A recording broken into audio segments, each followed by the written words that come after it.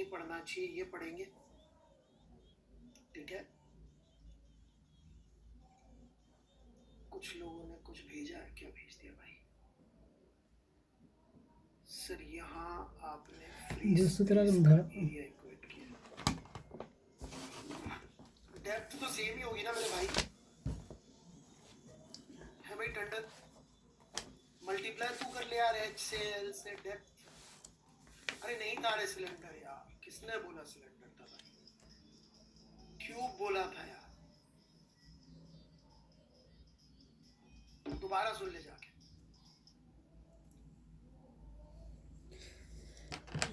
फिर ठीक है, अबे ठीक नहीं है, तू सुनता नहीं है ध्यान से, ठीक कैसे? बहुत गड़बड़ है, तू नोट क्लास ध्यान से नहीं अटेंड करना और बोल रहा है ठीक है, बिल्कुल ठीक नहीं है। कान पकड़ के उठक बैठक लगा और बोल, 10 उठक बैठक लगाने के बाद अब ध्यान से लेक्चर सुनूंगा।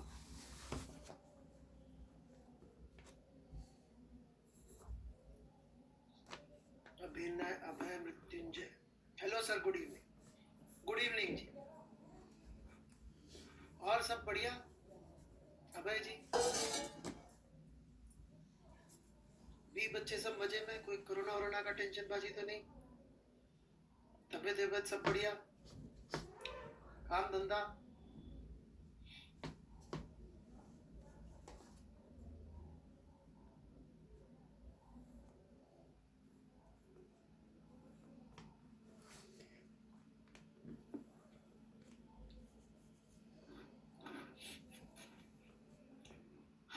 बच्चे पढ़ाई वढ़ाई कर रहे हैं यार, सीरियसली।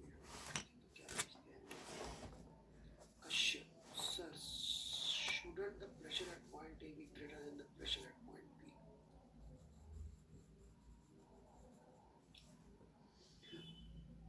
मुंडी हटा, मतलब चलिए जी,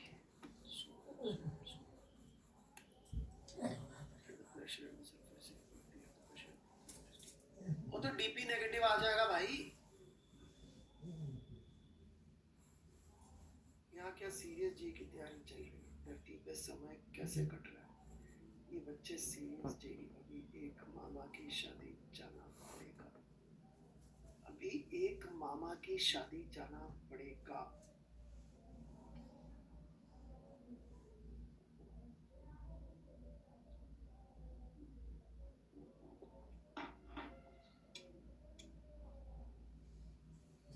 क्या चाहते भाई रिंक? और भाई डीपी नेगेटिव हो जाएगा यार।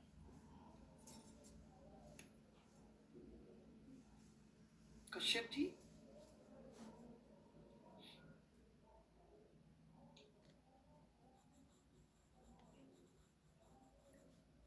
अननोन को नेगेटिव होना अलाउड है जिंदगी में।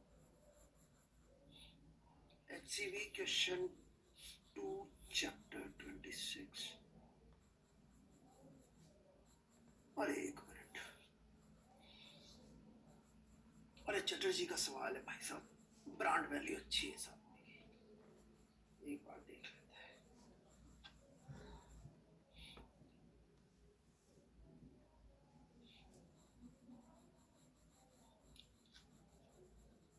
क्वेश्चन 2 ये वाला, दिस अबव इक्वेशंस, क्या लिखा भाई, signifies that delta Q is equal to 0, that temperature of the material will remain unchanged. In HCV chapter 96 question 3, the block goes down, its potential decreases. Since we have an adiabatic container, this means we apply for the liquid in container, we get delta theta, then how see the equated delta calculated.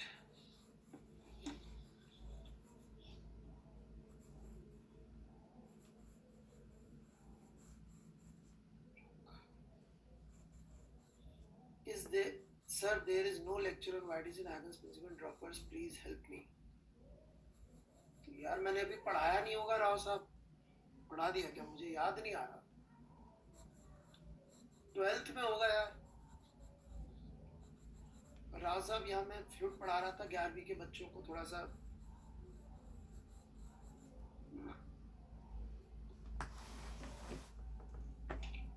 Leader में बस electromagnetism चल रहा है, अभी capacitance शुरू हो गया है, उसके बाद बस वेव और वेव ऑप्टिक्स ही बची मेरे हिसाब से। एसएचएम, फ्लूइड, वेव ऑप्टिक्स, यही सब बचा।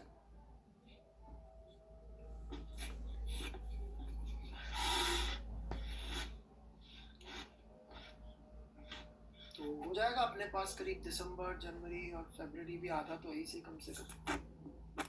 मॉडर्न फिजिक्स पढ़ रहा था, हम पढ़ा लें राव साहब ये बच्चों को। काफी अच्छा सवाल पूछा चटर्जी आपने। चटर्जी मैं समझा देता हूँ, थोड़ा सा पेशेंस से समझिएगा कहानी को। देखिए, एक हमारी थी वर्क मैकेनिकल एनर्जी थ्योरी, थोड़ा पीछे चलना पड़ेगा, है ना। बाकी बच्चे भी ध्यान देना चाहें तो बड़ा अच्छा बात निकल के आएगी।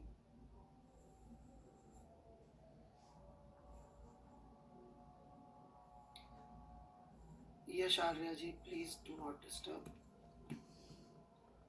तो external work plus internal non conservative was equal to change in mechanical energy, ऐसा करके हम लोगों ने लॉ लिखा था।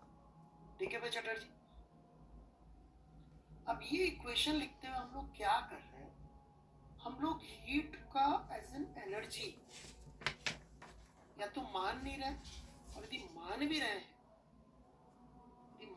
रहे हैं उसको एज एन एनर्जी, तो इसके साथ इंटर कन्वर्टिबल है, ऐसा नहीं कर,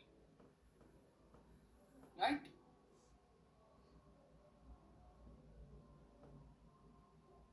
समझे आप बात को? यदि हम हीट को एज एन एनर्जी या थर्मल एनर्जी को हम एज ए एनर्जी जो कि इससे कन्वर्टिबल है वो माने, तो फर्स्ट लॉ थर्मोडायनेमिक्स हो जाता है।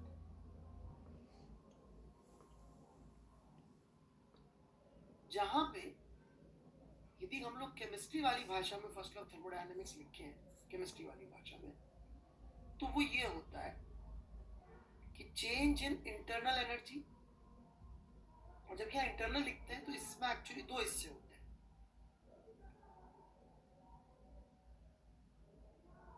मैकेनिकल और थर्मल।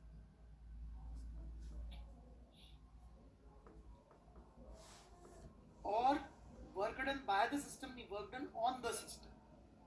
जैसे यहाँ पर भी आप देखेंगे तो work done by external force on the system. और चूंकि हम लोग यहाँ पे थर्मल एनर्जी को अकाउंट में लेना चाह रहे हैं, तो थर्मल एनर्जी बढ़ाने के दो तरीके, एक तो वर्क से बढ़ा सकते हैं आप थर्मल एनर्जी, मैकेनिकल एनर्जी, और आप हीट सप्लाई करके भी बढ़ा सकते हैं। तो ये केमिस्ट्री में फर्स्ट लॉ ऑफ थर्मोडायनेमिक्स का वर्जन हो जाता है। ये थोड़ा सा बेटर है। इसमें क्या करा, आप बोलेंगे sir work done by internal non conservative कहाँ गया, उसको तो अपन ले गए इधर एज ए यू थर्मल, परंतु हमें ये ले जाके एक और चीज याद है कि यार थर्मल एनर्जी को यदि अपन एनर्जी लिख रहे हैं तो फिर थर्मल एनर्जी बढ़ाने का एक तरीका और है हीट भी सप्लाई कर सकते हैं। सो ये है फर्स्ट लॉ ऑफ थर्मोडायनेमिक्स जो केमिस्ट्री में लिखा जाता है। अब आप जो पूछना चाह रहे हैं उस पर यदि हम आए तो एक एक करके चलते हैं अपन। क्वेश्चन 2 में आपने क्या पूछा है?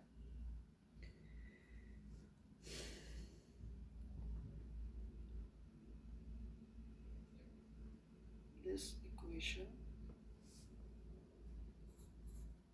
how much heat is given to the liquid? Question 2 के आंसर्स देख लेते हैं क्या क्या आ रहे हैं, मैं समझने की कोशिश कर रहा हूँ। क्वेश्चन 2 ए का आंसर है 0। तो भाई heat is given to the liquid का आंसर 0 इसलिए है कि भाई वो जो आपका सिस्टम है,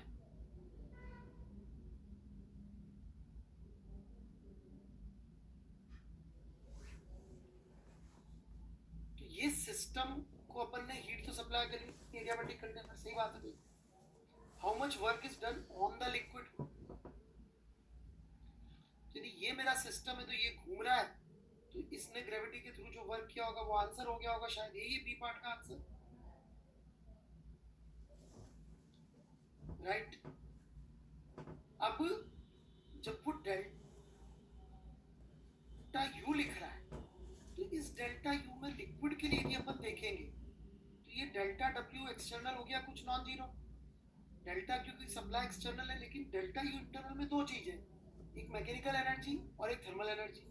थोड़ी देर लिक्विड घूम के रुक गया होगा तो उसकी जो एनर्जी होगी थर्मल एनर्जी में कन्वर्ट होगी और वो thermal energy ms delta theta. This is what they have done in question number 2।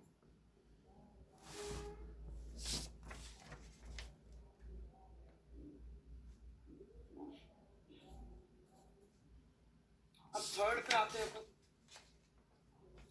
200 200 और 400, ठीक है जी। थर्ड और भी अच्छा सवाल है।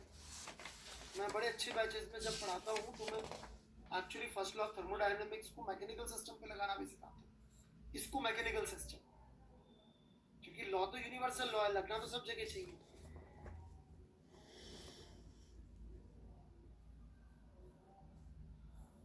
Calculate the change in the internal energy of the block belt system as the block comes to a stop on the belt.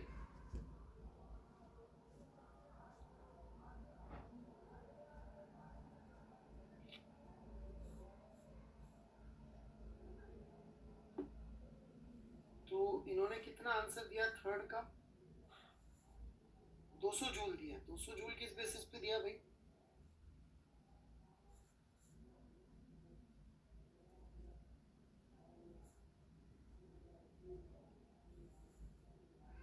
नहीं तो ब्लॉक की काइनेटिक एनर्जी में चेंज हुआ तो थर्मल एनर्जी भी तो बढ़ेगी।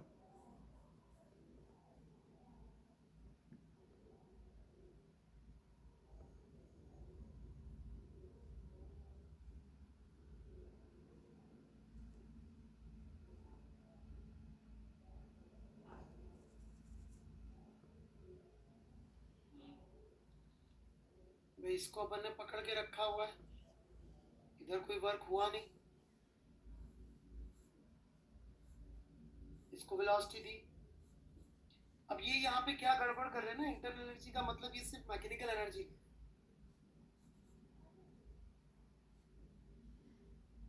So I do not agree with this interpretation by Verma ji. Words का थोड़ा झोल झाल है।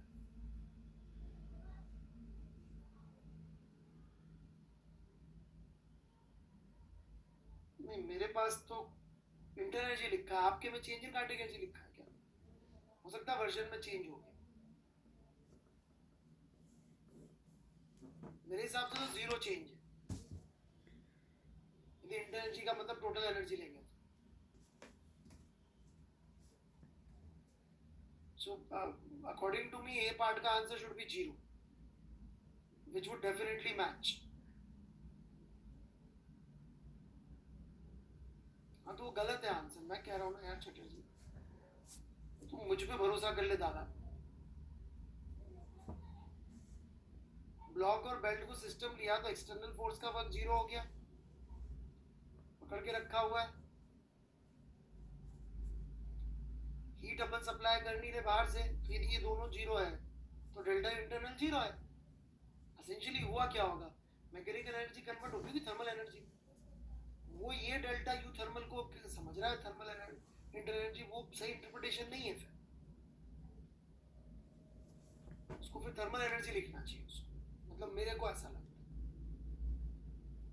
उसका इंटरप्रिटेशन सिर्फ ये वाला पार्ट को इंटरनल एनर्जी मानना है। बाकी बच्चे पता नहीं कितना ध्यान दे रहे हैं, यदि आप ध्यान देंगे तो बहुत कुछ सीखेंगे इस सवाल से।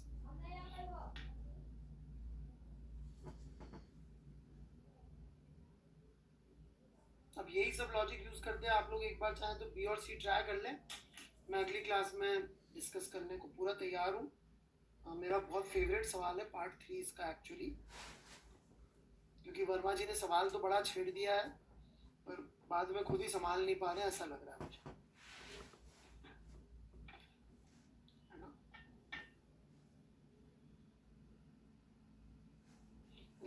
ऑफेंस वर्मा जी, मतलब मेरा बहुत रिस्पेक्ट है, परंतु रिस्पेक्ट का मतलब ये नहीं होता कि जो भी कह रहे हैं सब सही है।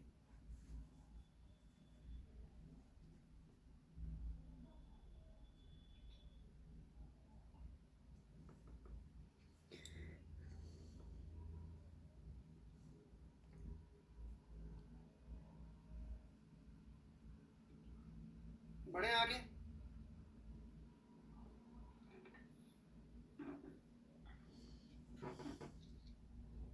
चलिए जी, और भी कुछ डाउट्स हैं, एक बार देख लेते हैं।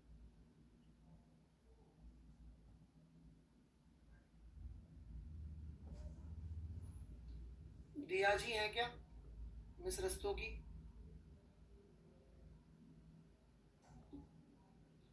हाँ जी मिस रस्तोगी, एक बार सुनिए। आपने कहा कि अगर x is equal to H by H R by root to,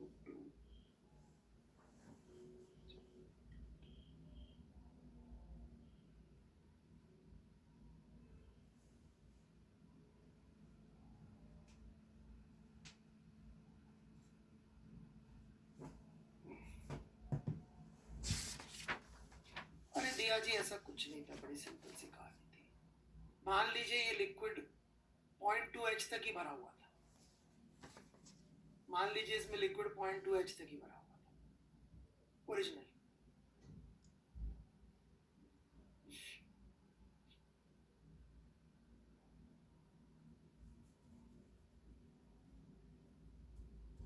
तो आपने करके नहीं देखा, करके देखती तो अपने आप समझ में आ जाता।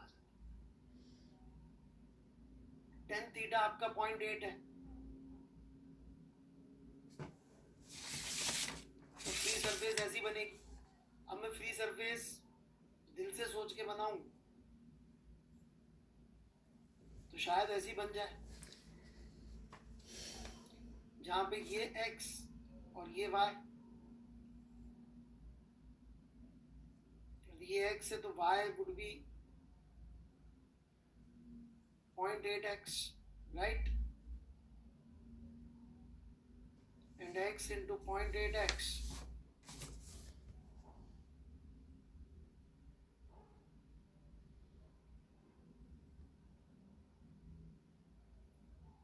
का आधा would be equal to 0.2h into h। Solve करके देख लो x लॉजिकली सही आ रहा है कि नहीं।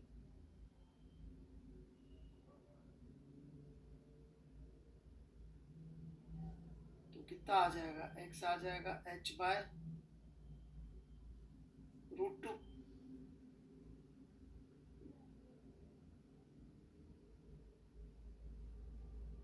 You cannot know it beforehand, you have to try it, bete. You have to try, that is the whole point. You can't know it beforehand, वो geometry से trial and error से ही पता पड़ेगा।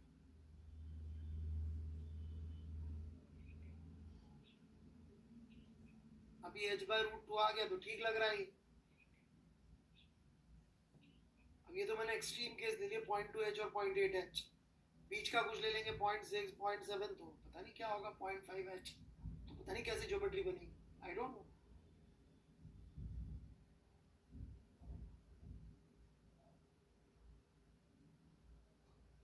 अब इसको आप ये मानने की बजाय ऐसा मान के सॉल्व कर लीजिए, नॉनसेंस आंसर आ जाएगा। यही वाली ज्योमेट्री लगा देता हूँ, सॉल्व कर लेते हैं।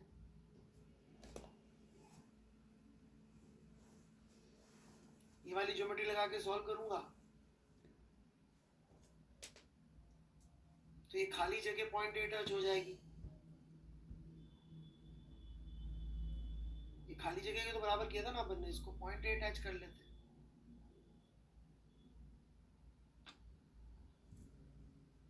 एम्प्टी स्पेस तो सेम ही रहेगी, वॉल्यूम तो कंजर्व होगा इसी लड़की। y को 0.8x ही लिखा है ना इसमें, 0.8x।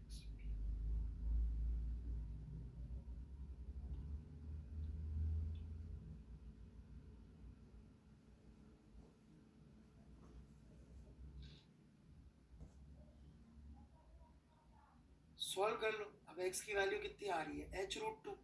अब h√2 पॉसिबल है क्या, बताओ, इसका मतलब ये गलत हो। तो ये तो आपको सॉल्व करके ही चेक करना पड़ेगा। आप चाहते कोई फॉर्मूला आ जाए जिससे आंसर आ जाए, प्रॉब्लम ये है जिंदगी में अपन लोग ना फॉर्मूलों की तलाश में है, सीखने की तलाश में नहीं।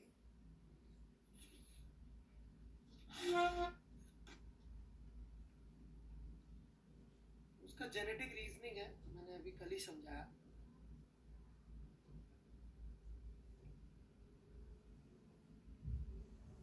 आप लोगों को समझाया कि मैंने जेनेटिक रीजनिंग नहीं? ओके, मैं समझाता हूँ, बड़ी इंटरेस्टिंग है।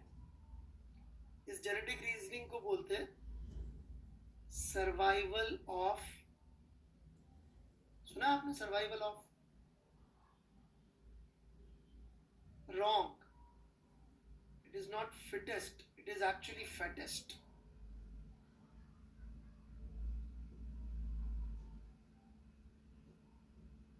I'll prove it.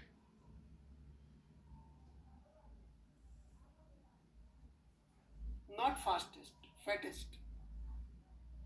हाँ, मोटा मोटा।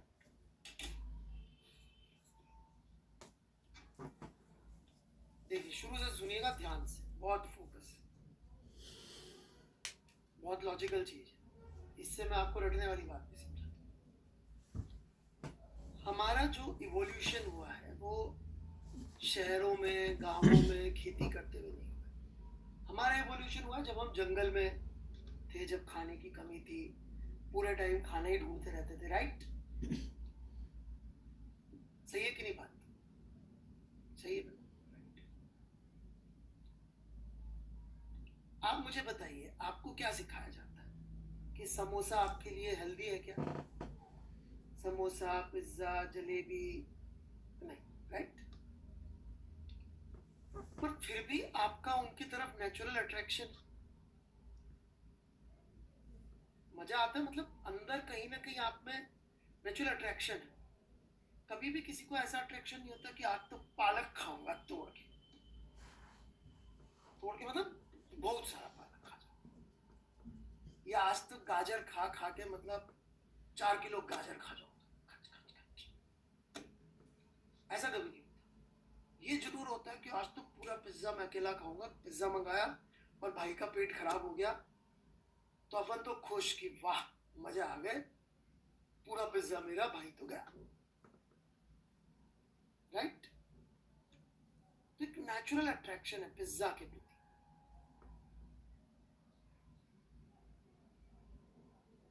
तो ये जेनेटिकली है। नहीं नहीं उपहार जी, गलत है, मैं समझा, अरे मैं समझा रहा हूँ, लॉजिक है भाई साहब, सर्वाइवल ऑफ फिटेस्ट बड़ा सिंपल है, सुनिए तो सही। तो 1 लाख साल पहले जब जंगल में थे तो कुछ लोगों के जीन्स थे जो उनको अट्रैक्ट करती थी पालक की तरफ, गाजर की तरफ, सलाद की तरफ, हेल्दी चीजों की तरफ, और कुछ लोगों के जीन्स थे जो उनको अट्रैक्ट करती थी फैट्स की तरफ, समोसा, पिज्जा, इस तरह की चीजों, जो भी उसके इक्विवेलेंट है उस जमाने में। तो जिनकी जो जेनेटिक अट्रैक्शन था वो खाए, पालक वाला पालक खाए खूब, और बिल्कुल स्किनी हेल्दी से दिखने, मतलब बढ़िया दिखने वाले फिट, और जो गपागप पिज्जे खा रहे थे 1 लाख साल पहले, मोटू मोटू, वैसे लोग। अब खाने को तो मिलता नहीं, सर्दियां पड़ी, खाना खत्म, जंगल में लोग गायब, सब गायब, मिल ही नहीं रहा कुछ भी, या बारिश नहीं आई 2 साल, कौन बचेगा? पालक वाले कि पिज्जा वाले?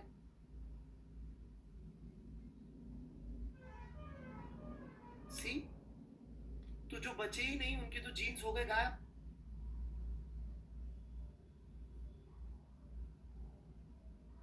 कौन बचे? Survival of the fattest. जो सबसे मोटू थे, जिनका लॉजिक, जिनका जीन्स ही का जेनेटिक अट्रैक्शन था टुवर्ड्स फैट्स, वही सरवाइव किए।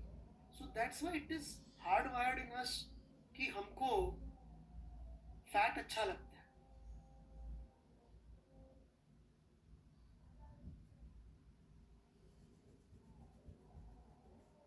आ रहा हूं मयंक सिंह जी, इस चैप्टर में नहीं, आपके पूरे जीवन पे आ रहा हूं, सुनते जाइए। समझ में आई बात? जिन लोगों को फैट पसंद था वही जीन सरवाइव करे, जिनको पालक पसंद है वो सरवाइव ही नहीं करते उस जमाने, तो वो जीन्स गायब हो गए पालक वाले। ठीक है, अब दूसरा सिनेरियो लीजिएगा, ध्यान से सुनिएगा। जंगल में दो लोग जा रहे हैं साथ साथ, एक बड़ा लॉजिकल, हर चीज कैलकुलेशन करता है, सोचता है, और बिल्कुल कैलकुलेशन करके साइंटिफिक माइंडेड आदमी है। दूसरा भोंदू सा है, रट्टू, उसने रट्टे मार रखे। दोनों जा रहे जंगल में, थोड़ी दूरी पे देखी झाड़ी हिल रही। तो जो कैलकुलेशन करता है, सोचता है, लॉजिकल है, साइंटिस्ट टाइप का है, उसने कैलकुलेशन कर कि झाड़ी इस एंगल पे इतनी फ्रीक्वेंसी से इस एम्पलीट्यूड से हिल रही है, तो इसका मतलब उस झाड़ी में कोई बकरा बकरी है, अपन जाके उसको पकड़ के खा जाते हैं, मारते हैं, शिकार करते हैं। परंतु अब हो जाता है, आपसे भी हो जाता है, सिली मिस्टेक हो गई बंदे से। पहुंचा तो वहां क्या मिला? शेर, और शेर उसका नाश्ता कर लिया। जो रट्टू था उसने रट्टा मार रखा है, जंगल में झाड़ी हिले तो भाग जा बेटा, कैलकुलेशन वैलकुलेशन कुछ नहीं करनी है, जैसे ही जंगल में झाड़ी हिले, रन अवे।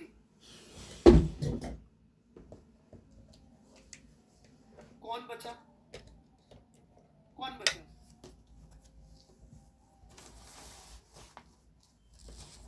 हम लोग। उनको कौन से जीन्स मिले? समोसे के और रटने के, क्योंकि सोचने के और पालक के जीन्स तो बचेंगे नहीं ना, उनको तो शेर खा गया या सर्दी में मर गए वो तो यदि रटने से बचना है तो सबसे पहले आपको ये समझना पड़ेगा कि रटना हमारा जेनेटिक मजबूरी है।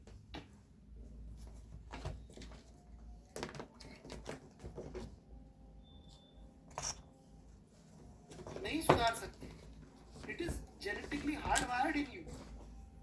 समोसे के प्रति अट्रैक्शन खत्म हो सकता है क्या पिज्जा के प्रति? नहीं हो सकता। You have to just accept it. जैसे पिज्जा की तरफ अट्रैक्टेड है, वैसे ही रटने के प्रति भी अट्रैक्टेड है।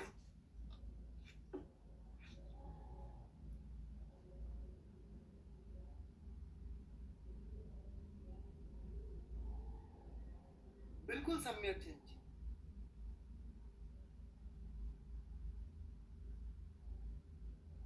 नहीं, this is not my theory of genetics, ये डैनियल कैलमैन की है, वैसे नोबेल लॉरेट है इकोनॉमिक्स, डैनियल कैलमैन की। मैंने सिर्फ आपकी भाषा में समझाई। Yes, slow thinking and fast thinking, किताब का नाम।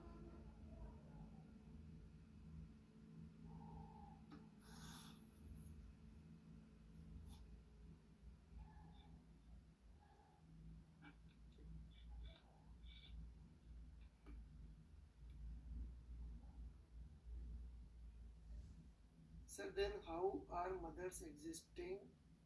They are never in favor of, nor they want to eat such things. दिया रस्तोगी जी, आपकी मदर भी कभी ना कभी आपकी एज की रही होंगी, राइट? या सीधे आपके हिसाब से जब आप एग्जिस्टेंस में आई तब आपकी मदर एग्जिस्टेंस में आई, या पहले से एग्जिस्ट करती थी?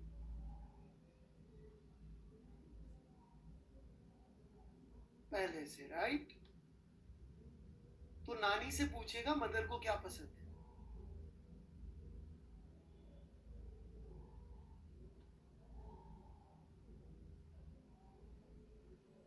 मम्मी की सच्चाई जाननी हो तो नानी से बात करें,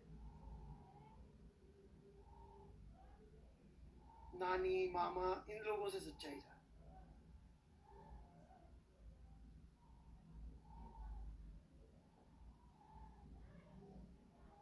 Sir, what about Newton? Newton is a mutant. वो म्यूटेंट है, एक्समैन।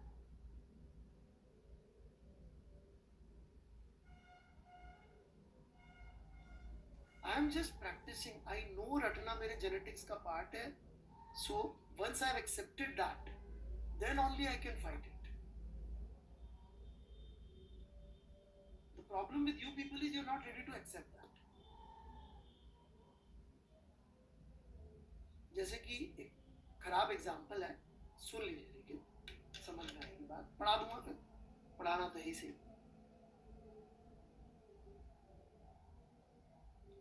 एक अमेरिका में ना एक संस्था होती है अल्कोहलिक अनोनिमस। उसमें क्या होते हैं, जो बेवड़े लोग होते हैं दारू वारू पीने का, जिनका बिल्कुल बेवड़े हो चुके होते हैं, वो जब दारू वारू छोड़ते हैं तो उस संस्था में जाके बैठते हैं और एक दूसरे से बातचीत करते हैं।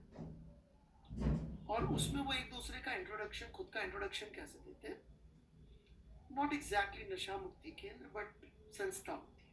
ओके, बहुत ध्यान देने लायक बात है। वो खुद का इंट्रोडक्शन कैसे देते हैं कि I am so and so and I have been sober for last 15 years and I am an alcoholic। दो बातें बोलते हैं, मेरा नाम आयुष बंसल है, मैं अल्कोहलिक हूँ, लेकिन मैं 15 साल से सोबर। खुद को बोलते अल्कोहलिक है, चाहे 15 साल से दारू।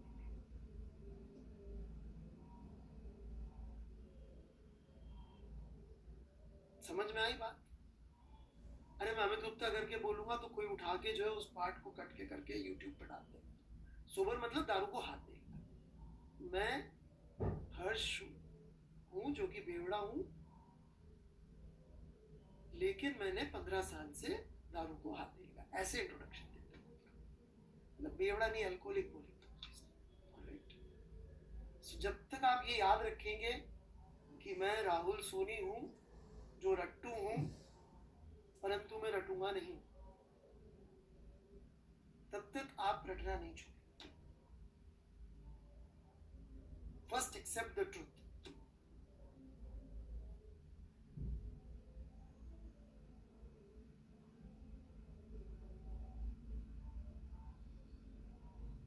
You have to accept the truth first of all.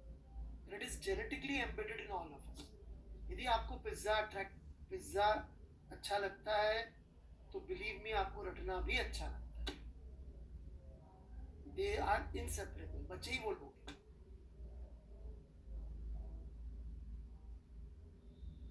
वही बचे हैं, क्योंकि उनके तो बच्चे ही नहीं, उनको तो शेर खा गया या सर्दी में मर गया। वो बच जाते तो उनके बच्चे तो second order differential equation second class में मेंटली सॉल्व कर लेते। वो बचे ही नहीं, या तो सर्दी में मर गए भूख से, या शेर खा गया।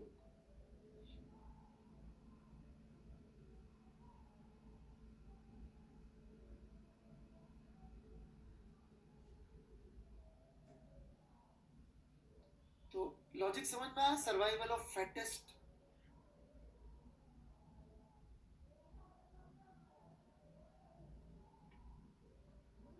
Not fittest, it is fattest.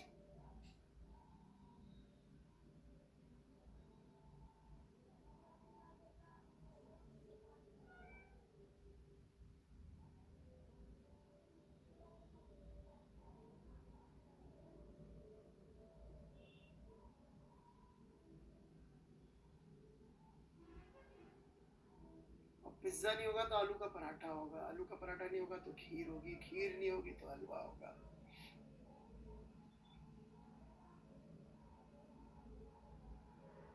Burger होगा। एग्जैक्टली। इसमें क्या भाई डाउट? वैभव राज, ये कैसे हुआ? ए से ए कैसे काटा?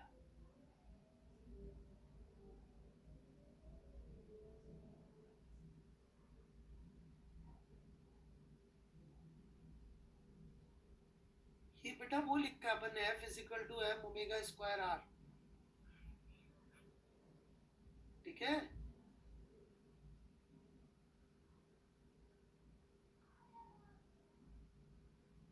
Mayank Singh, you are an icon. ये क्या अच्छा बोल रहा बुरा बोल रहा मेरे को यार?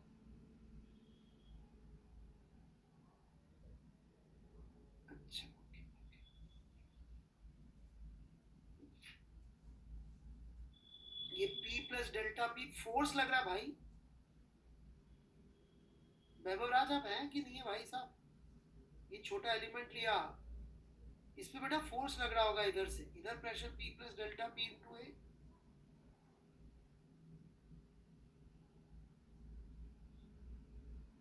रजनीश गुप्ता जी, मेरा सारा डिस्क्रिप्शन 1 लाख साल पहले का था, अभी खाने की कमी नहीं है।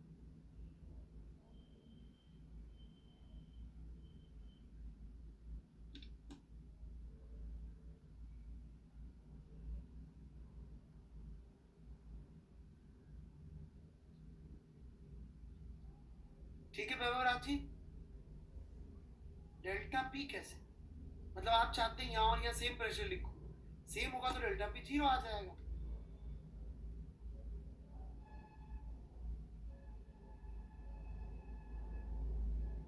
मतलब दो जगह पे प्रेशर सेम मानना ज्यादा अच्छा है कि अलग मानना ज्यादा अच्छा है? अननोन हो तो दोनों सब जगह सेम मान लो। फिर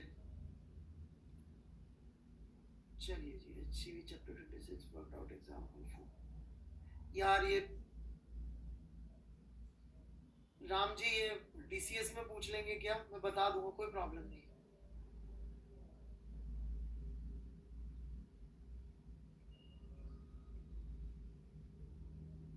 सर आपका एक पैरेलल YouTube चैनल चल रहा है और आपके सारे क्लास के डिस्कशंस, क्या कहना चाहते हैं मयंक सिंह जी आप?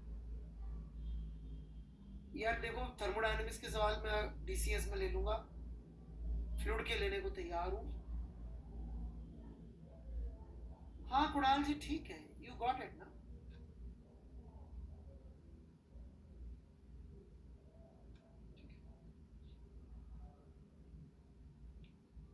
सर मैंने आपका फर्स्ट कोर्स देखा है सर, 2 कोर्स भी देखा है। आप बताइए पूरा मैकेनिक्स देखूँ या यहाँ से कंटिन्यू कर सकते हैं? कर सकते हैं, यू कैन कंटिन्यू, ठीक है।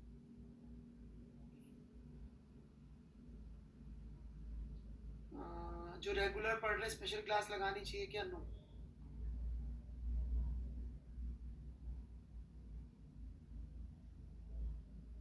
अरे मयंक सिंह जी, मुझसे बहुत बड़ी गलती हो गई थी, वो एक बच्ची परेशान थी, उसके चक्कर में मैंने कह दिया था।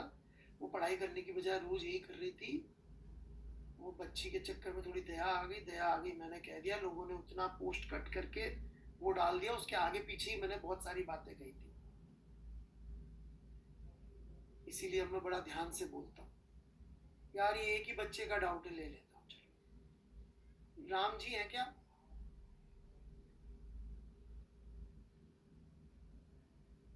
क्या डाउट है जी आपका? How this work has been written?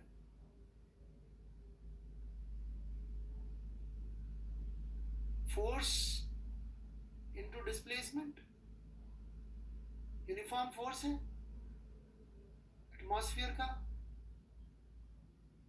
Into displacement. ठीक है राम जी,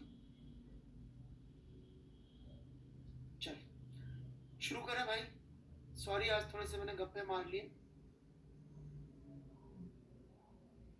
वैसे बाकी सब्जेक्ट में भी तो लोग मारते होंगे नहीं, या मैं ही मारती हूँ? Okay.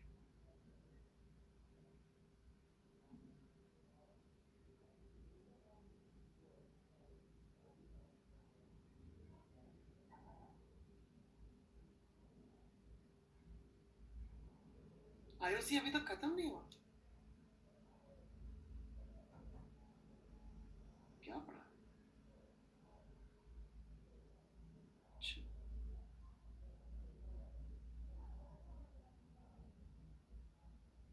चलिए जी।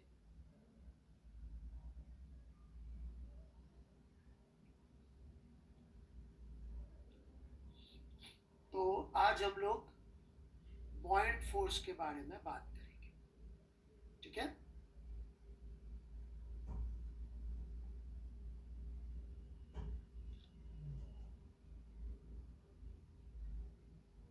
तो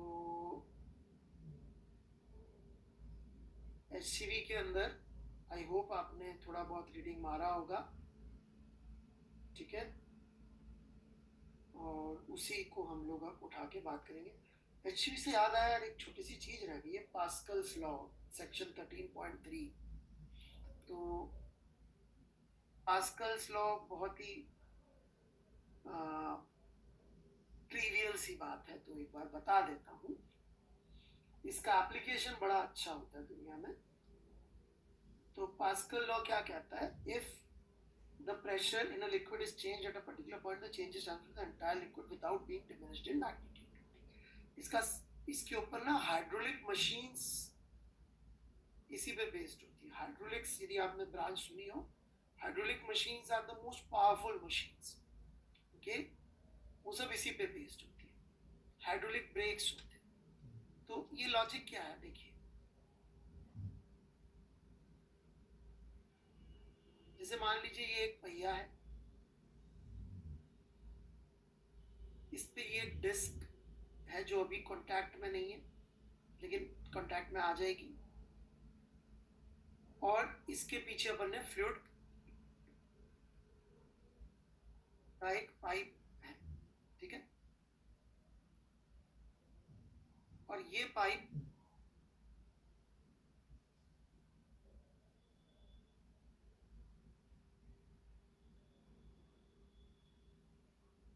जा रहा है ब्रेक पैड तक। अब आपने यहाँ पे ब्रेक दबाया,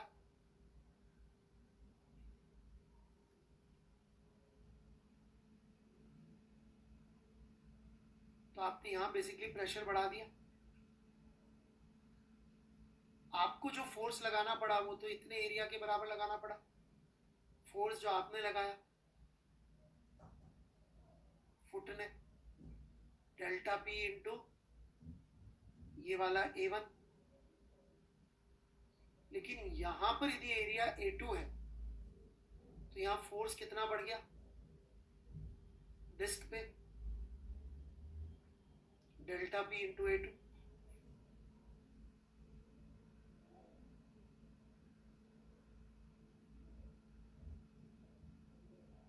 तो आप देख सकते हैं कि ये एरिया के प्रोपोर्शन में मल्टीप्लाई हो गया फोर्स।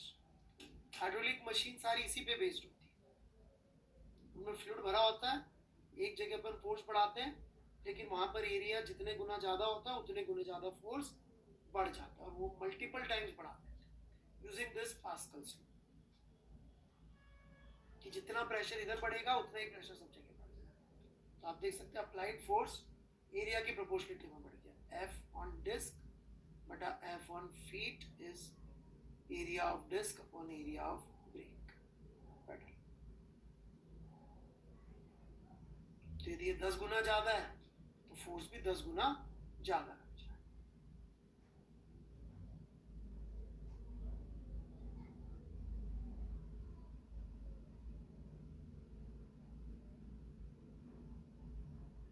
कौन सा क्वेश्चन रह गया था जी सिंह साहब?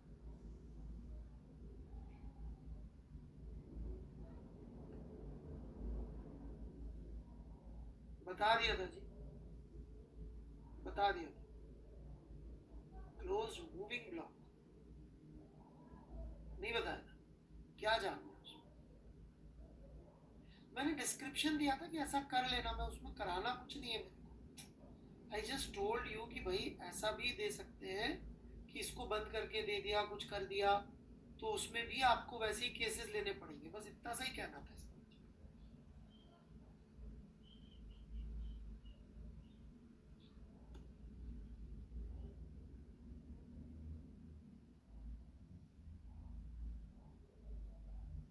यदि मेरा नाम है तो मैंने लिखी होगी, मेरा नाम नहीं है तो मैंने नहीं लिखी होगी, मयंक सिंह जी। तो डिपेंड करेगा कि कितनी जगह खाली छूट रही है, वो इक्वेशन लेनी पड़ेगी, उसमें भी वही सब तुक्के मारने पड़ेंगे। उसमें कोई फास्ट तरीका नहीं है, बस ये कहना चाहता था।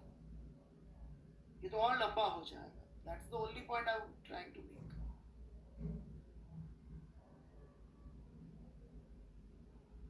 जैसे यहाँ आपको सोचना पड़ा ना एक एक केस लेके,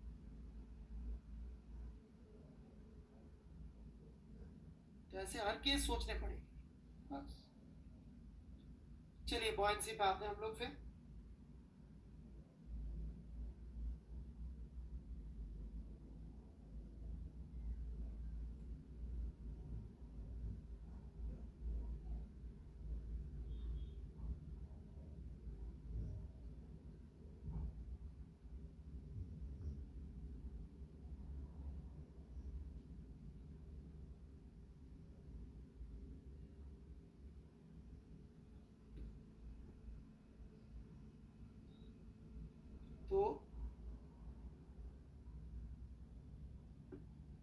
एच सी वर्मा जी ने बड़ा अच्छा डिस्क्रिप्शन दिया है.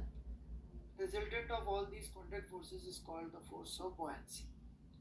सबसे पहले तो समझिए ऐसा कोई फोर्स नहीं होता. This is not any different force. Please understand. जैसे कि मान लीजिए ये एक वेसल है और इसमें ये ऐसी दीवार है और ये मैंने इसमें लिक्विड भरा.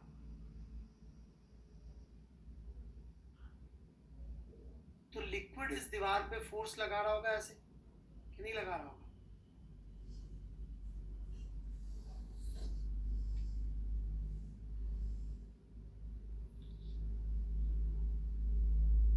अब लिक्विड को कैसे पता पड़ेगा यदि मैं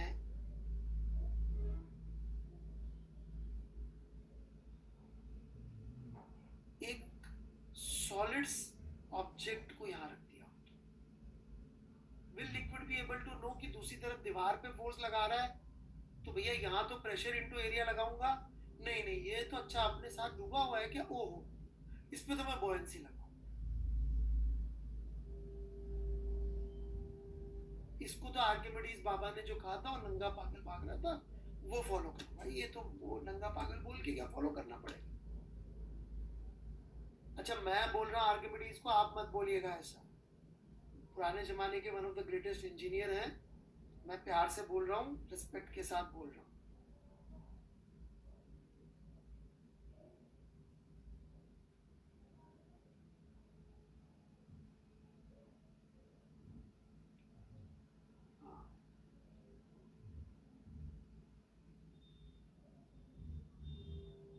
अरे हाँ, प्यार से बोल रहा हूँ भाई.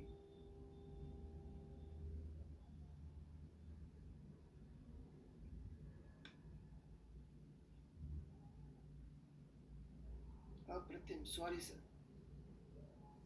अबे तो सच में था ना उन लोगों के लिए.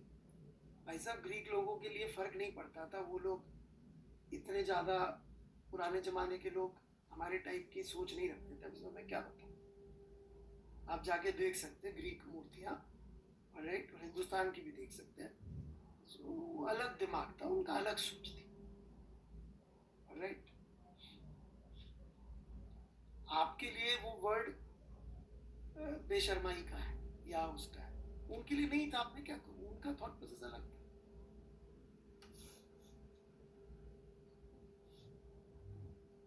मैं क्या कर सकता हूँ? तो मैं समझ के कर रहा हूँ. आप ओ नंगा था पागल, ओ नंगा ऐसे कर. ग्रीक लोगों के लिए that was not an important thing. खैर, तो ये पानी को पता पड़ेगा कि किस पे फोर्स लगा रहा है? नहीं ना. तो बॉयंसी जैसा कुछ नहीं होता है अलग से. वो यही पी डेल्टा ए है जो आज तक पढ़ते आए. सबसे पहले ये क्लियर कर लीजिए, कोई अलग से फोर्स नहीं है. वही पी डेल्टा ए का वेक्टर सम है. हेंस मैं क्या निकालना चाहता हूं? मैं निकालना चाहता हूं कि इस वेसल में यदि एक सॉलिड ऑब्जेक्ट इतना सबमर्ज्ड है, ऊपर का कितना पोर्शन सबमर्ज्ड है वो भी नहीं पता मुझे. ऑल आई नो इज इतना सबमर्ज्ड है.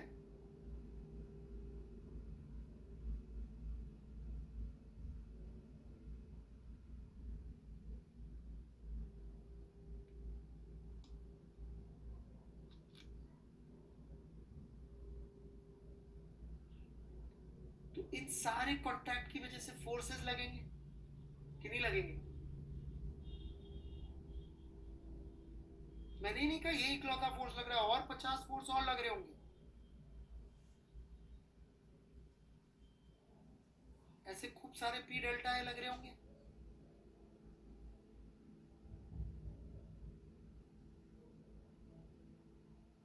तो so called buoyancy force is basically in P delta A का वेक्टर सम. That's it.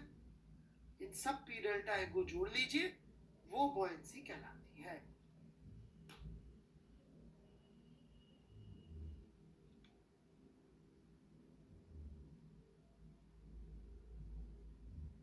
मालूम पड़े मैं सारी डेरिवेशन कराऊं, एक बंदा आ जाए सर बहुत बढ़िया समझ में आया, एक तो ये फोर्स तो लगेगा ही सही, एक से वो आर्किमिडीज वाला भी लगेगा sir, rho into V into जी।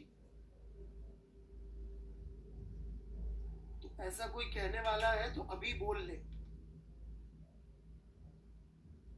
कई लोग वेट करते हैं एंड तक।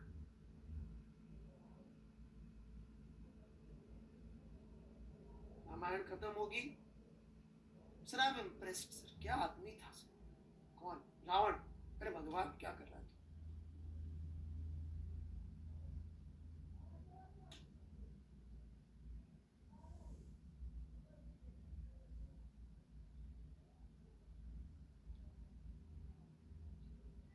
घटिया आदमी था, दूसरे की बीवी उठा के ले गया, कोई अच्छी बात है?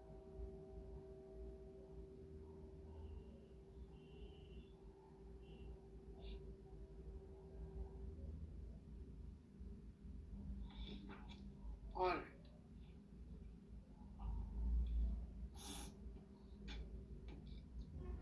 बढ़े आगे।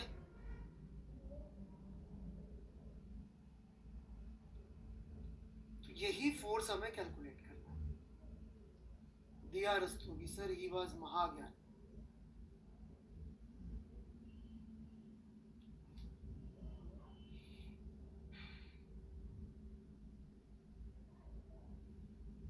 क्या करें ज्ञान का,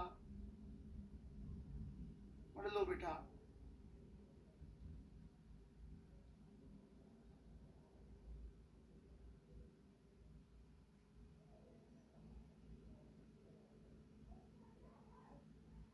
अरे लड़की है यार, मैं कुछ नहीं कह रहा, ठीक है। तो ये फोर्स कैलकुलेट करना है। अब इसके लिए बड़ा सुंदर जुगाड़ है, ध्यान से सुनिए। वर्मा जी ने समझा रखा, आपने पढ़ा तो बहुत अच्छी बात। जितना भी सबमर्ज्ड पोर्शन है इस सॉलिड का, ऑलराइट, हम क्या करते हैं, सबसे पहले तो ऊपर का सॉलिड गायब कर देते हैं। कोई फर्क पड़ेगा क्या इस फोर्स के सब पे? नहीं पड़ेगा, ठीक है। फिर अपन क्या करते हैं, इस सॉलिड में गड्ढा खोद के जो भी यहाँ पे सामान था वो निकाल के फेंक देते हैं। क्या इस फोर्स में कोई फर्क पड़ेगा क्या? खाली कर दिया जगह को अंदर से, सिर्फ सरफेस सरफेस बची है। अब अपन ने क्या किया, इस जगह पर यही वाला फ्लूइड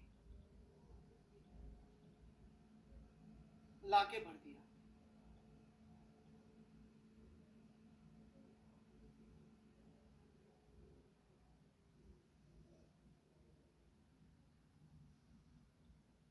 कोई फर्क नहीं पड़ने वाला है। तो फोर्स तो इस सरफेस पे डिपेंडेंट है, एरिया पे डिपेंडेंट है। लेकिन यदि ये भर दिया तो ये तो इक्विलिब्रियम में आ गया,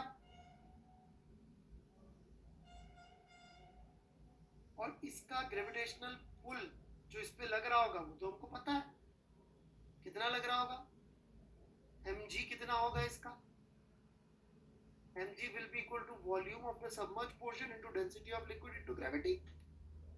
Volume of submerged portion, vs is volume of submerged portion.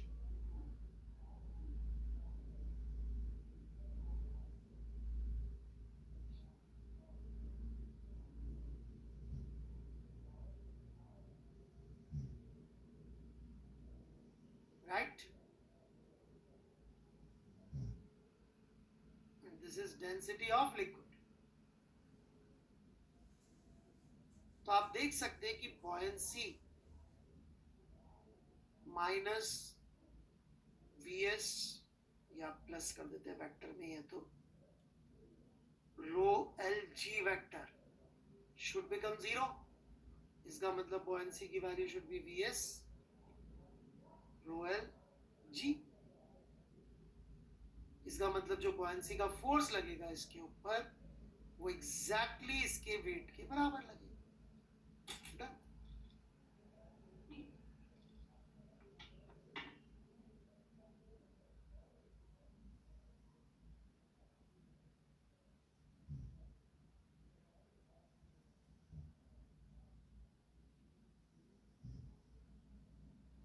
नहीं, इसमें कोई यूरेका नहीं है कुशाग्र सिंह जी, उसकी कोई और प्रॉब्लम थी जिसने यूरेका यूरेका चिल्लाया था, वो अलग कहानी है।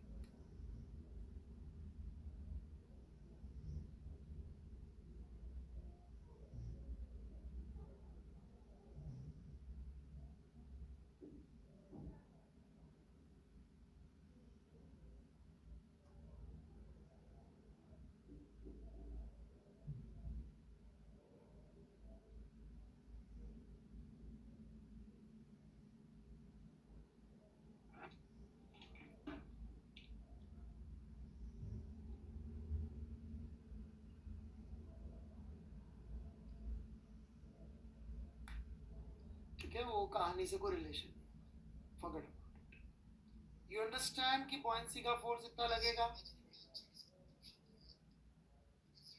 Is that clear? Logic clear है?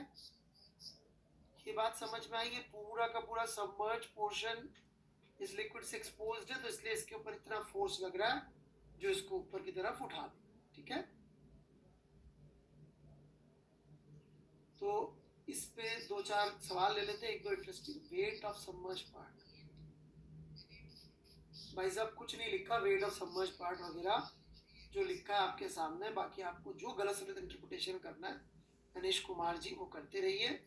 साफ साफ लिखा volume of submerge part into density of liquid, इनको मल्टीप्लाई करना है। अब आपको गलत करना है, करिए, दिल से करिए। दूसरी चीज, एसेंशियली ये लिक्विड ना केवल चुपचाप पड़ा रहता है, साथ में ऐसा भी नहीं है कि पड़े पड़े गोल गोल घूमता है। क्या घूमता है? क्या गोल गोल? ग्लास में बड़े बड़े लिक्विड घूम रहा है गोल गोल, ऐसा देखा हो किसी ने? और ऐसा तो बिल्कुल नहीं होता कि पड़े पड़े डुबो हो जाता है। जैसे कि बॉटल है इधर, पता नहीं ग्रीन कलर की दिखेगी कि नहीं, इसमें बड़े बड़े गड्ढा भी नहीं होता और ये गोल गोल घूमता भी नहीं है। गड्ढा नहीं होता इसलिए अपन ने फोर्सेस बैलेंस कर दिए, राइट? और गोल गोल नहीं घूमता, इस बेसिस पे हम एक बात और कह सकते हैं, क्या? कि ये force would act through the submerge portions centre of mass.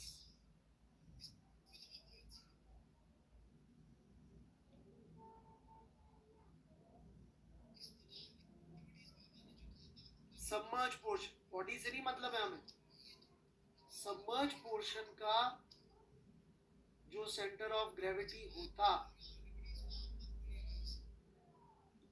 This is volume of submerge portion into density of liquid into g. तो हमारा बॉयंसी का फोर्स इसी लाइन के अलोंग लगेगा।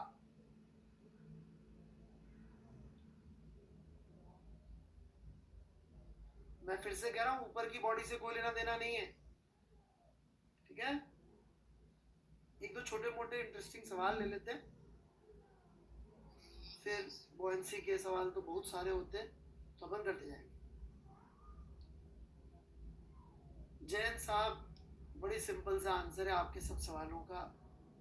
उस वेसल में जाके जी इफेक्टिव लगा लीजिए, वैसे भी फ्लूइड स्टैटिक्स वेसल के फ्रेम में लगानी।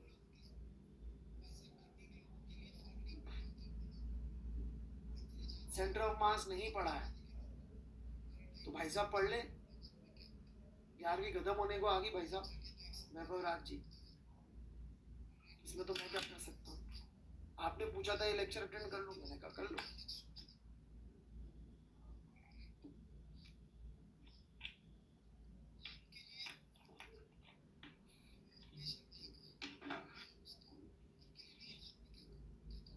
बड़े आगे, कितने लोगों ने ऐसा स्टेटमेंट सुना है कभी कि वो जहाज इतना बड़ा था कि लोग सोचते थे कभी नहीं डूबेगा?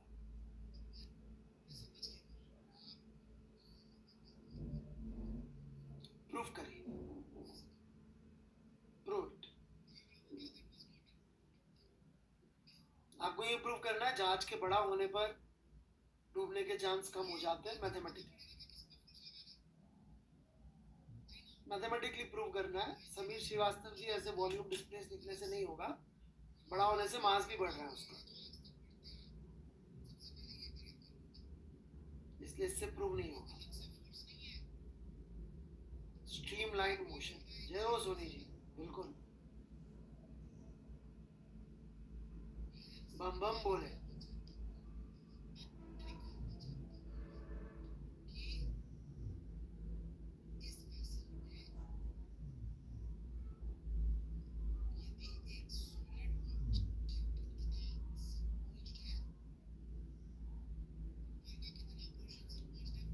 सर 12th का बैच कब स्टार्ट होगा? 2022 भाई, जैसे ये खत्म होगा वैसे ही शुरू कर देंगे। जहां तक मुझे बताया गया जनवरी के आसपास कभी होगा, जनवरी first second week third week में शायद। ब्रेक ले लो जैन साहब, ब्रेक का क्या है, ब्रेक ही ब्रेक है जी।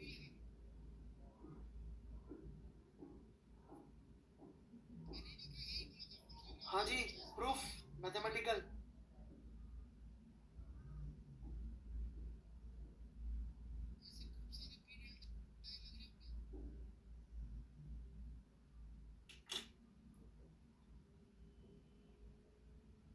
नहीं, ये लिखने से नहीं होगा, अंग्रेजी में नहीं चाहिए, मैथमेटिकल प्रूफ चाहिए।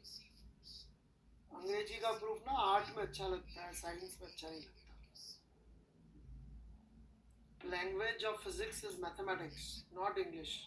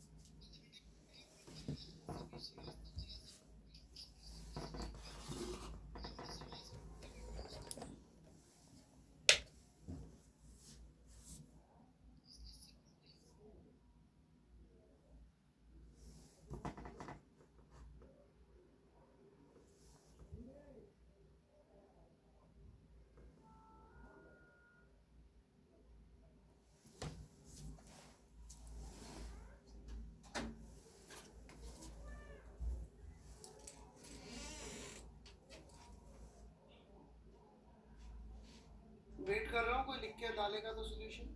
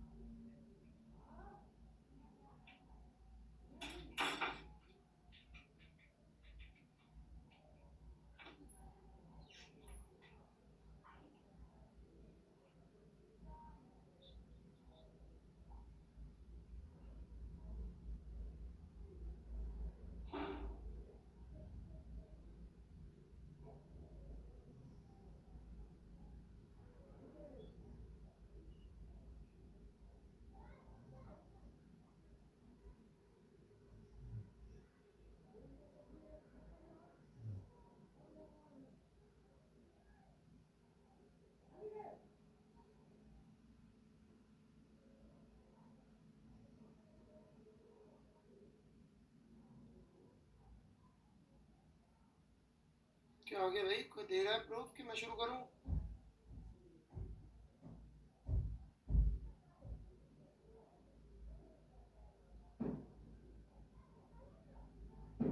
योगेश कुमार जी तो दृढ़ निश्चय करके आए हैं कि maths is not language of physics, English is.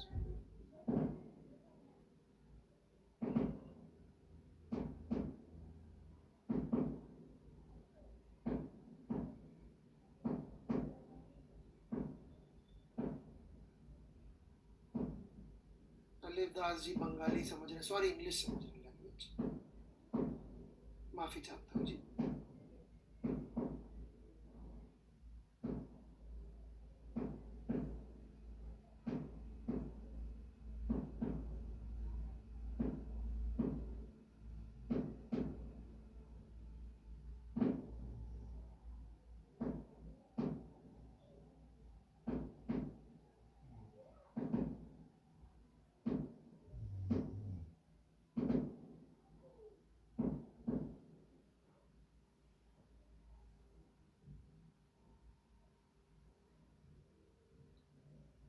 चलिए मैं शुरू करता हूँ।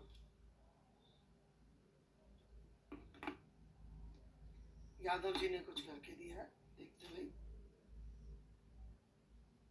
क्या किया यादव जी ने। बड़ी इंटरेस्टिंग थ्योरी है एक्चुअली फिजिक्स की।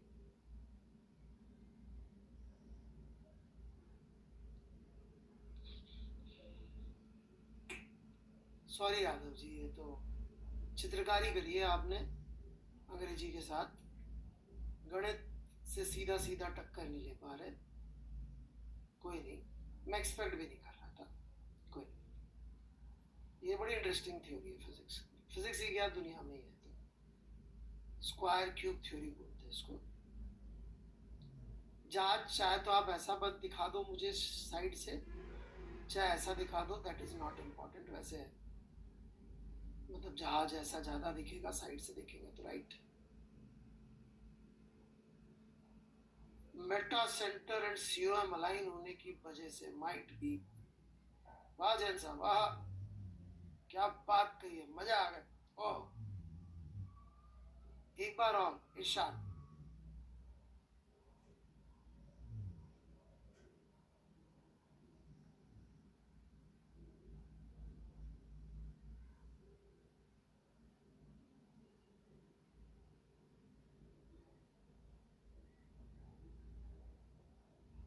मेटा सेंटर, आहा, क्या वर्ड। मतलब समझाने का प्रयास करेंगे क्या वैभव राज क्या होता है। वैभव राज, मेटा सेंटर जो है उसको जानने के लिए आपको मेटाफिजिकल होना पड़ेगा। आपको ये संसार की चीजों को छोड़ के उससे थोड़ा ऊपर उठना पड़ेगा। वो सब कहाँ कर पाएंगे। मेरी मानो तो मैं बहुत ही सिंपल सा लॉजिक दे रहा हूँ, बहुत ही सिंपल, सुपर सिंपल, जहाँ मेटा सेंटर फेटा सेंटर कुछ नहीं चाहिए। ऑलराइट, बेसिक सी अक्ल चाहिए, कॉमन सेंस।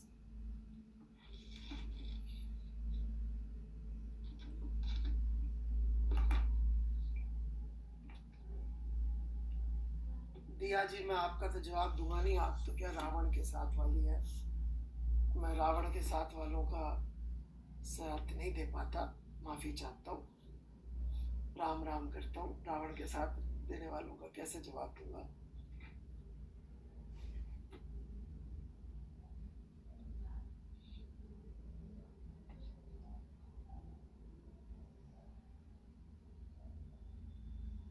अब दीजिए रावण वाला ज्ञान, दीजिए दीजिए, come on, now pay attention.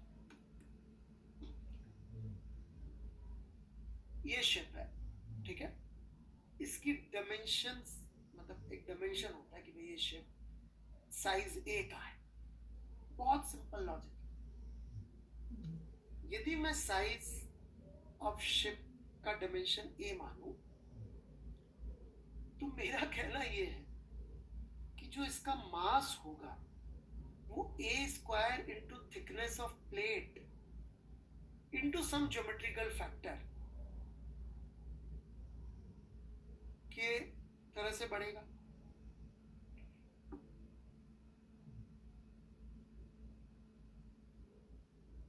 मास मतलब यदि मैंने शिप की साइज डबल करी तो उसकी जो प्लेट्स जिनसे बनेगा उनका एरिया 4 गुना हो जाएगा, तो मास 4 गुना बढ़ेगा साइज डबल करने पे, right. A square t into geometrical factor जो भी होंगे इंटू जी, ये वेट लग रहा होगा नीचे। ऊपर की तरफ जो बॉयंसी का फोर्स लगेगा वो होगा fraction into volume submerged, where F is the fraction which is submerged into a cube into some geometrical factor, क्योंकि वो a cube तो अपन ने ऐसे ही लिख दिया, उसकी एक्चुअल वॉल्यूम जो होगी आउटसाइड से वो तो कुछ k टाइम्स करके आएगी। मतलब यदि मैं साइज डबल करूंगा तो वॉल्यूम फिजिकली वो कितना डिस्प्लेस करता है वो क्यूब में बढ़ेगा। Hence it is proven कि जो फ्रैक्शन सबमर्ज्ड है वो इनवर्सली प्रोपोर्शनल है उसकी साइज के फैक्टर के।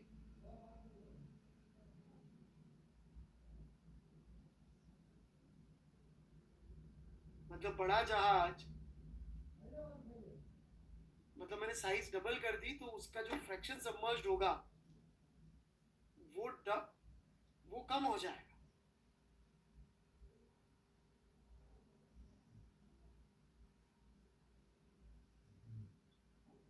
तो इसलिए जितने जहाज बड़े होते जाते हैं उनका सबमर्ज पोर्शन उतना कम होता जाता है। So they become more and more stable. और भी स्टेबिलिटी के लिए और भी चीजें चाहिए होती है। एक मेटा सेंटर नामक चीज होती है, लेकिन मैंने अभी मेटा सेंटर वगैरह पढ़ाया नहीं है, तो इसलिए येलो वाला अगेन समझा दो please sir. Fraction submerged, F is fraction submerged.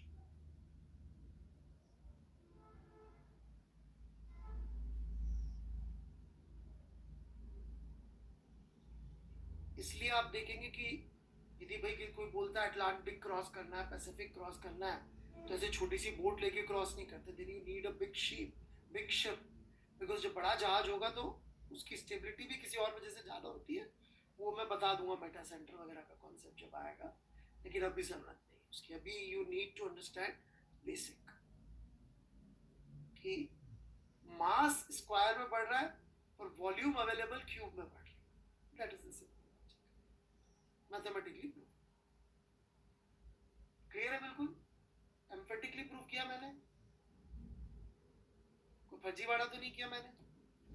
Okay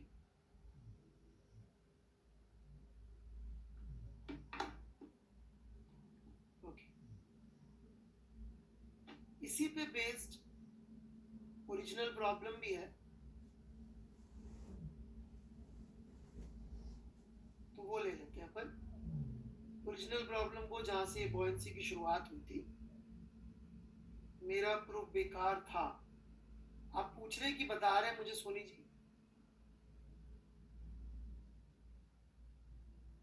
बेटा बेकार कुछ नहीं होता। एक तो आप लोग को पता नहीं ये किसने सिखा दिया कि सही करना है। साइंस में सही करने से ज्यादा सीखने की वैल्यू।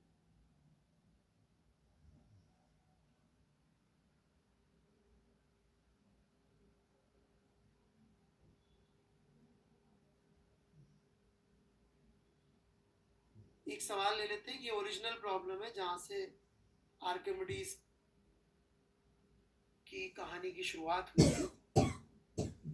इसका शायद आंसर कर। Ninth problem. This is the problem that Archimedes was given by his king कि यार ये जो मैंने मुकुट बनवाया है इसमें मुझे लग रहा है कि सुनार ने मिक्सचर कर दिया, कुछ कॉपर शॉपर मिला दिया। तो जरा तू पता कर बिना इस मुकुट को खराब किए कि इसमें गोल्ड में कितना उसने मिलावट करी है। This is the original problem जहां से ये चैप्टर शुरू होता है। क्लासिकल ग्रीक उसमें। हाँ जी झा साहब, बिल्कुल यूरेका वाला, जब वो नंगा सड़क पे भाग रहा था चिल्लाता हुआ, वही।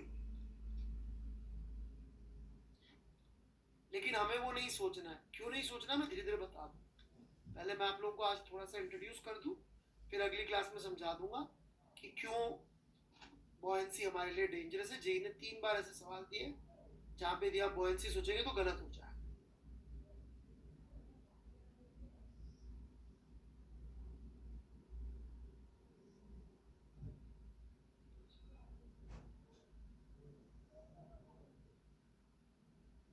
टू 74।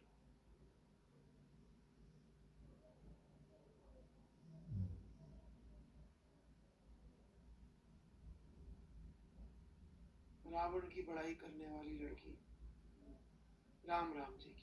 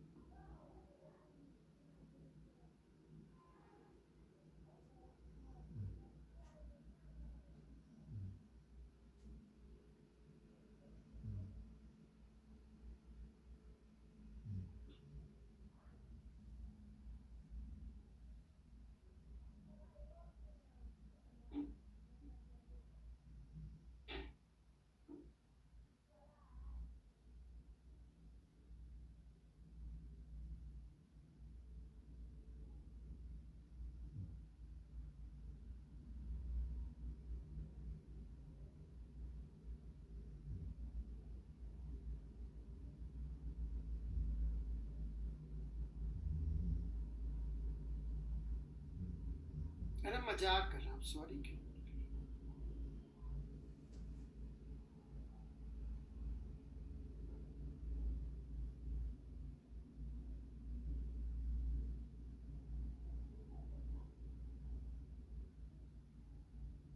ज्ञान का क्या फायदा यदि भगवान को ही नहीं पहचान सकते?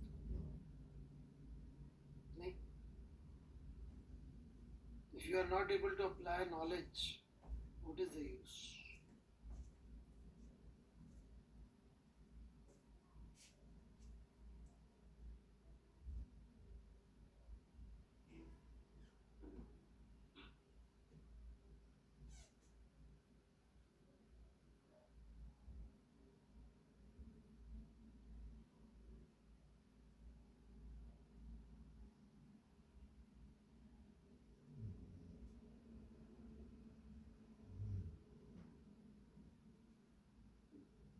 आप 9 सवाल सॉल्व कर लो जैन साहब.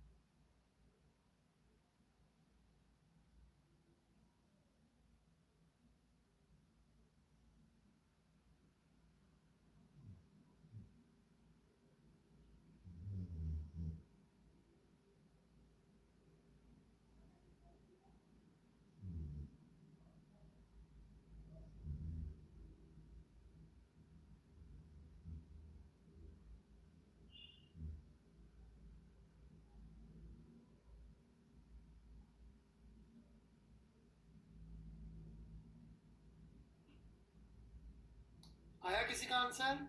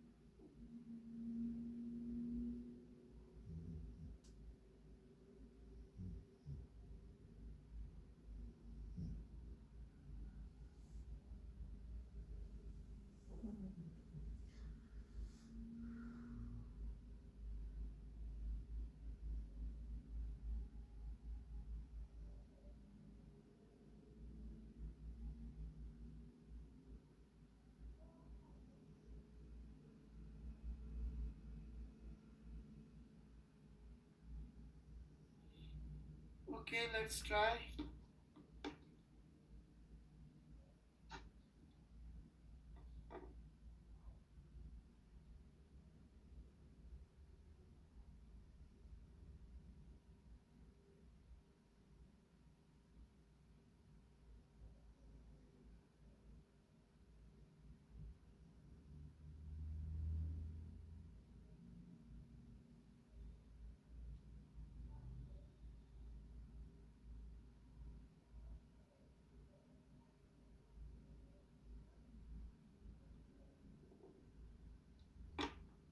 चलिए शुरू करते हैं. जैसा जैसा लिखा मैं उसी को ट्रांसलेट करता जाता हूँ. An ornament weighs 36 gram in air, weighs only 34 gram in water, assuming that copper is mixed with gold. So we'll find the amount of copper in it, specific gravity of gold वगैरह सब दे रखी. ठीक है. तो let's assume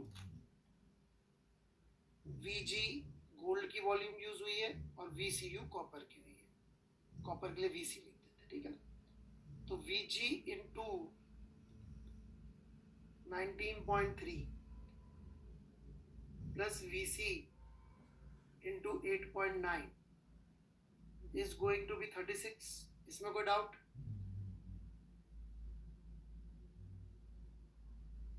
total volume जो gold डाला वो इतना था, टोटल वॉल्यूम ऑफ कॉपर जो डाला इतना था. Volume of ornament would be volume of gold plus volume of copper.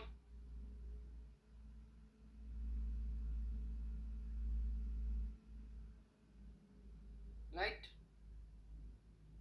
उसके ऊपर जो बॉयंसी का फोर्स लगेगा वो होगा volume of ornament into density of water.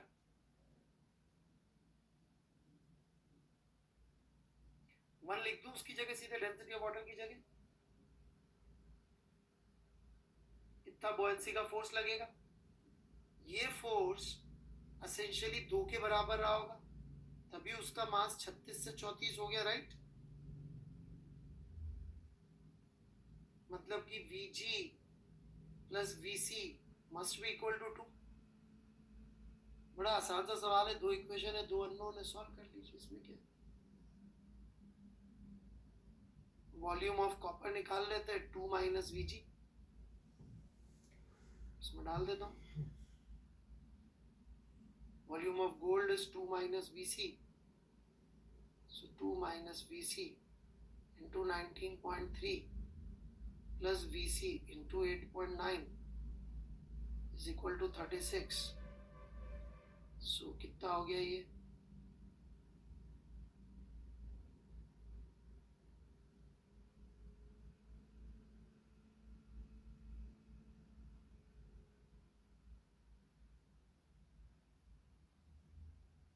ये हो गया Vc into 19.3 minus 8.9 is equal to 19.3 का डबल कितना हो जाएगा? 38.6 माइनस 36. सही कर रहा हूँ ना? तो Vc कितना हो गया? 2.6 बटा 9.3 माइनस 8.9 10.4. सो ये आ गया जी Vc. जी की तो जरूरत ही नहीं पड़ी भाई. तो नहीं कोई बंदा ग्रेविटी की बातें कर रहा था. छोटी छोटी बात पे लोग ग्रेविटी पे पहुंच जाते.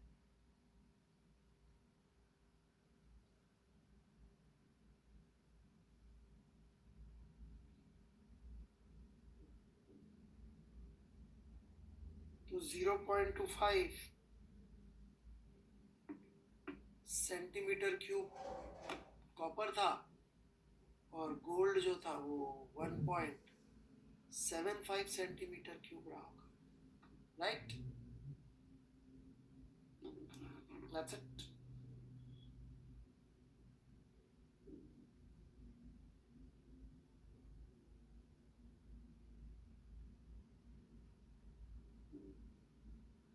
आराम से लिख लीजिए, कोई डाउट हो तो पूछ लीजिए.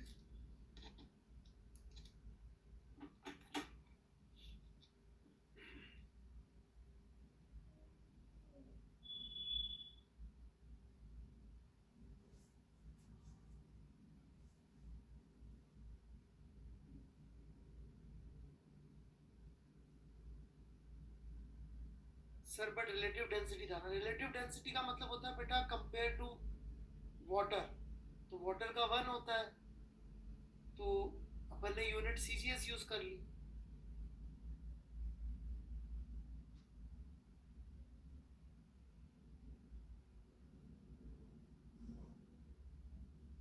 ठीक है सुहाना जी, वाटर का 1 होता है, 1 के रिलेटिव होता है। डेंसिटी इनटू वॉल्यूम मास होता है जी। कौन है ये? प्रभात कुमार यादव, शायद सुना होता आपने। ठीक है, चलिए थोड़ा सा होमवर्क दे देते हैं जैसा वैभव राज ने कहा।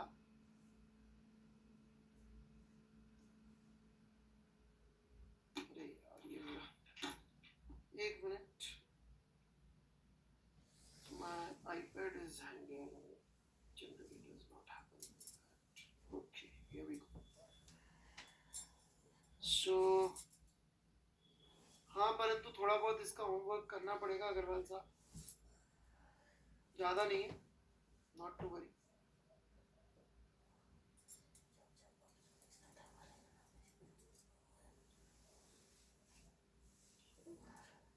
Worked out example 8 HCV chapter 13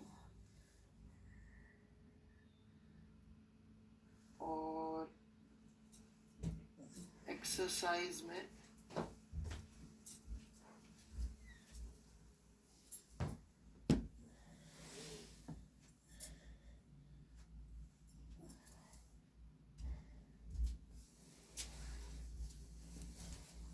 nine to nine. ठीक है, हाँ जी बिल्कुल कॉपी करना है। ये सवाल बहुत ज़्यादा ज़बरदस्त सवाल है, धीरे धीरे समझ में आएगा, होले होले। यही सवाल है जिसकी वजह से मैं आपको आर्किमिडीज और न्यूटन में अंतर करता हूँ, धीरे धीरे समझाऊंगा। ऐसे और भी सवाल है। ठीक है जी, चलिए जी, धन्यवाद।